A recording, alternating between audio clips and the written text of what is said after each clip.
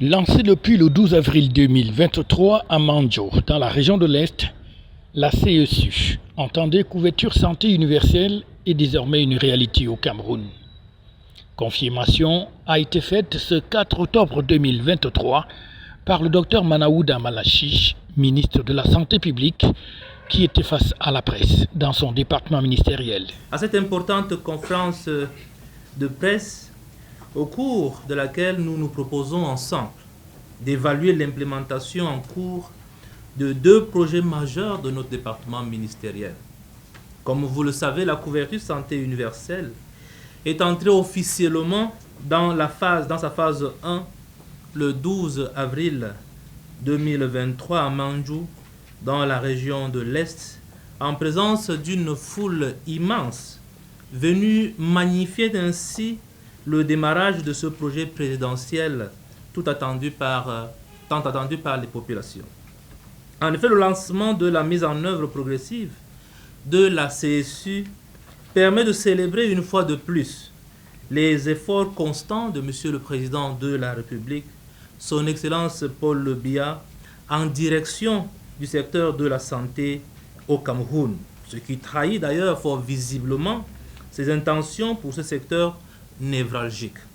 Les conditions d'accès aux soins et services de santé de la CSU dans sa première phase ont donc ainsi été expliquées aux hommes et femmes des médias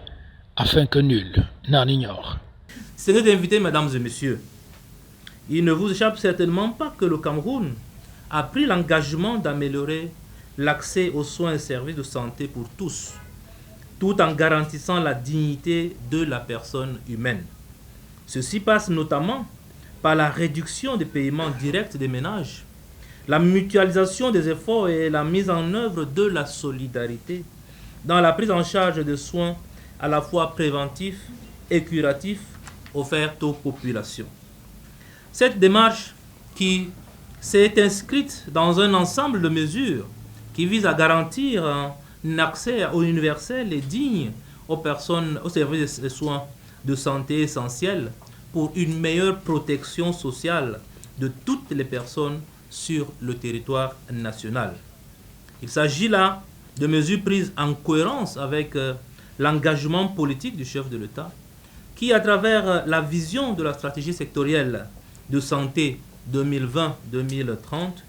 voudrait voir le Cameroun comme ce pays, et je cite, où l'accès universel aux soins, aux services de santé de qualité est assuré pour toutes les couches sociales à l'horizon 2035. Il s'agit donc d'un cadeau du président de la République, son Excellence Paul Biya, adressé à toute la population camerounaise.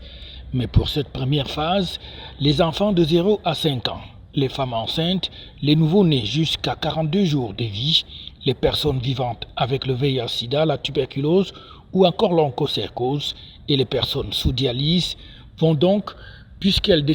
sont détentrices d'une carte, bénéficier des différents soins partant des services préventifs et promotionnels sur les différentes thématiques de la santé, des consultations gratuites pour toutes les maladies, les traitements du paludisme simple ou grave, des consultations prénatales, accouchement et même s'il y a complications nécessitant d'une césarienne,